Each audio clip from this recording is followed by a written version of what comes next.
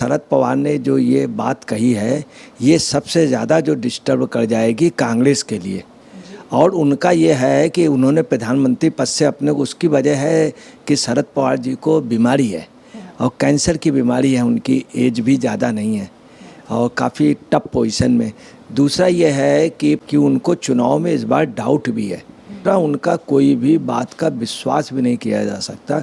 उन्होंने कुछ दिन पहले कहा था मैं अध्यक्षी छोड़ रहा हूँ, छोड़ दिया, फिर ज्वाइन कर लिया कांग्रेस से। आप समझ लिए कांग्रेस से तुरंत पलटी मार ली, अपना कैरियर वो कर लिया कि सोनिया जी के लिए, और अलग एनसीपी कांग्रेस बना ली। सिर्फ इतनी सी बात का मतभेद है कि सोनिया जी प्राइम मिनिस्टर, आपको बता रहे हो, राहुल जी के लिए, प्रियंका जी के लिए कभी नहीं चाहेंगे। शरद पवार जी का मेन वजह यह है कि वो बगैर पेंदी के लोटे हैं, कब किधर लुढ़क जाए कोई नहीं जान सकता। वो उनको सिर्फ एक चाहत है, ना वो प्रियंका को ना राहुल को, किसी को नहीं, सिर्फ अपनी बेटी को चाहते हैं। कांग्रेस के झंडे के नीचे आ ही नहीं सकते, चूँकि कांग्रेस की कट्टर विरोधी है वह तेलंगाना की पार्टी, कांग्रेस की कट्टर विरोधी है ममता बनर्जी। ये तभी संभव जब कांग्रेस इन राज्यों में चुनाव न लड़े। अगर चुनाव नहीं लड़ेगी तो कांग्रेस मुश्किल से 60-70 सीटों में ही लोग विपक्ष देंगे, तो कांग्रेस तो वैसे ही ख़त्म हो जाएगी। इसलिए बताना कभी विपक्षी एकता की अभी कोई संभावना नहीं हो रहा है। नमस्कार, स्वागत है आपका हमारे चैनल में और मैं रानी गुप्ता आपके साथ। आपको बता दें कि लोकसभा 2024 की चुनावों की तैयारियां लगातार जारी है। इस बीच तमाम नेताओं की बयानबाजी का जो सिलसिला है वो भी देखने को मिल रहा है, लेकिन इन सब के बीच में एनसीपी अध्यक्ष शरद पवार ने ये कह दिया है कि वो अपने आप को सीएम पद की रेस में नहीं मानते हैं। यानी कि उनका ये कहना है कि वो लोकसभा चुनाव 2024 में नहीं लड़ने वाले हैं। तो ऐसे में सवाल ये उठता है कि क्या जो विपक्ष लगातार एकजुटता की कवायद कर रही थी, एकजुटता की कोशिश कर रही थी, तो क्या अब वो नरेंद्र मोदी से हार मान चुकी है?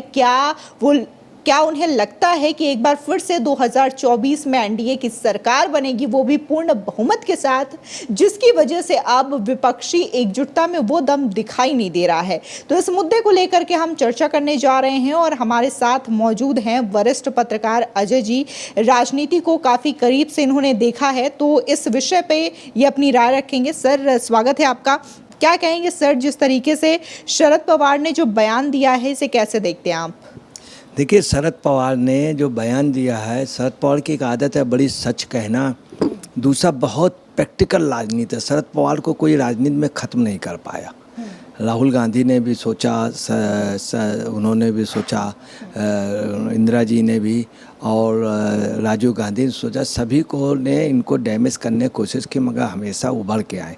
अभी इसके पहले बीजेपी ने भी कोशिश की थी, तब भी इनके एमएलए और सांसद जीत के आए थे।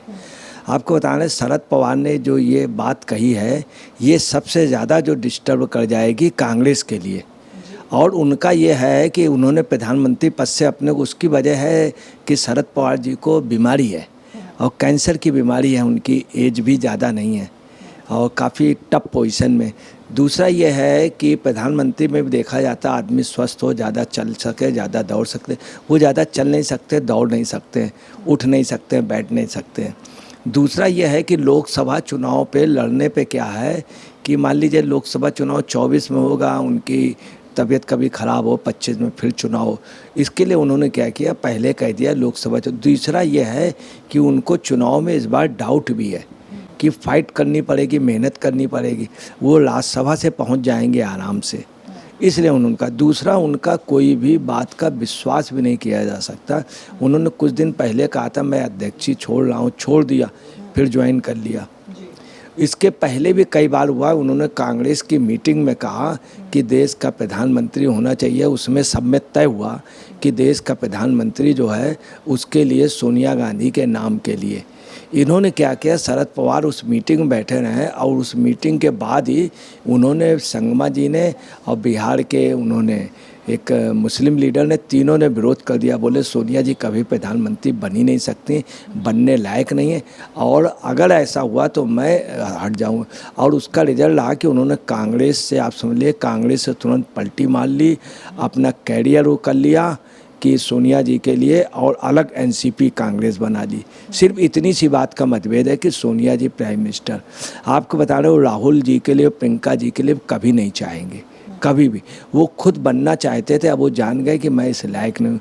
उनकी सिर्फ लेकिन उन्होंने तो राहुल गांधी की तारीफ की है, कहा है कि जो उन्होंने पदयात्रा की है, भारत जोड़ो यात्रा, उससे कर्नाटका में फायदा पहुंचा है कांग्रेस को, और यही रीजन है कि कर्नाटका में कांग्रेस जीती है। देखिए, वो राहुल को हमेशा समझाते रहे कि बेटा कुछ मेहनत करो, कुछ वो करो। हकीकत है जो राहुल ने की है, वो शरद पवार जी कहते, जैसे अन्ना जी हैं, अन्ना उनको समझाते रहते हैं केजरीवाल कि बेटा ईमानदारी से रहो, ये बेईमानी से रहोगे, ये सब शराब वराब बिकवाओगे, तो ये बाकायदे ऐसे शब्दों से उन्होंने समझाया कि नहीं तो बिगड़ जाओगे, ये करेगा। ऐसे शरद पवार की आदत है, शरद पवार हमेशा राहुल को समझाते हैं। वास्तव में अगर राहुल को इतनी अक्ल आई थी तो शरद पवार पहले से कहते थे पदयात्रा ज़मीन में उतरना होगा। राहुल ने जो किया तो उसका उनको वो मिला, और जो विदेश में जाके उल्टा सीधा बोले उसका भी उनको इनाम मिला। इनाम मतलब उनकी सदस्यता चली गई। तो वो बात वो जो कह रहे हैं इसलिए कि एक सच बात है, ये विपक्ष भी मानता है और भाजपा भी मानता है कि राहुल की जो पदयात्रा वो प्लस हुई उनके लिए। तो और दूसरा, शरद पवार कभी भी राहुल को प्राइम मिनिस्टर के लिए नहीं कह सकते और कभी भी नहीं करेंगे।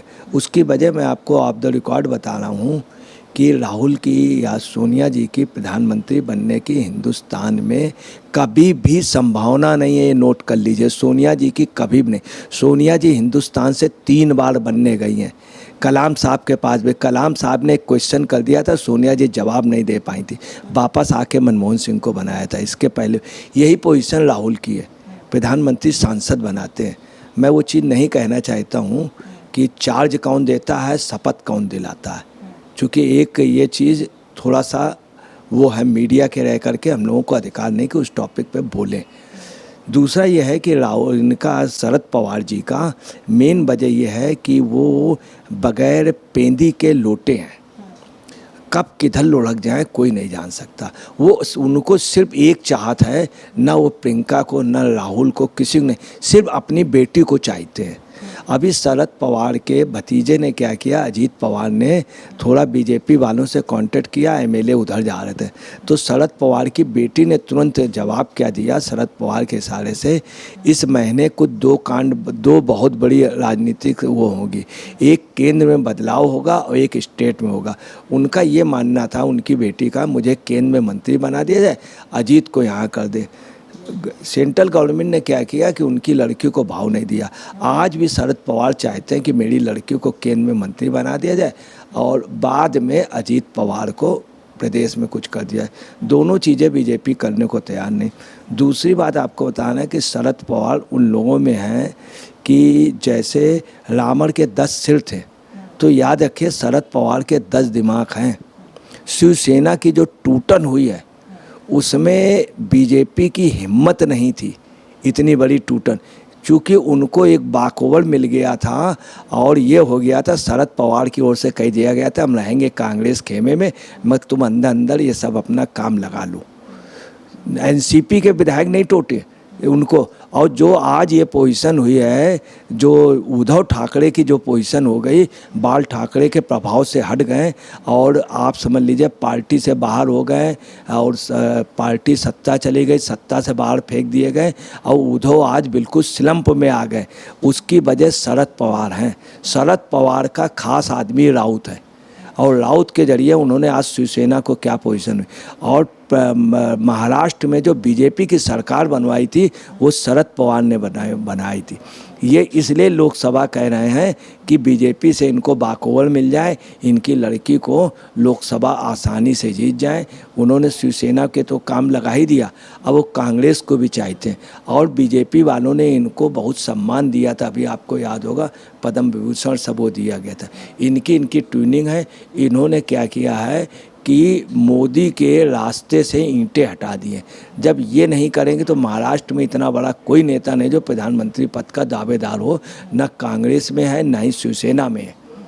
और इन्होंने मोदी का बाकोवर किया। आप मानिए ये चुप क्लाइंट जो हैं ये मोदी के हैं, अच्छा, देखने को मिला है कि अभी हाल ही में उड़ीसा गए थे नीतीश कुमार मिलने के लिए नवीन पटनायक से। उन्होंने क्लियरली ये बोला है कि 2024 में एक बार फिर से पूर्ण बहुमत के साथ बीजेपी आएगी और एक बार फिर से देश के प्रधानमंत्री नरेंद्र मोदी होने वाले हैं। तो ऐसे में 2024 के समय विपक्ष की स्थिति क्या होने वाली है?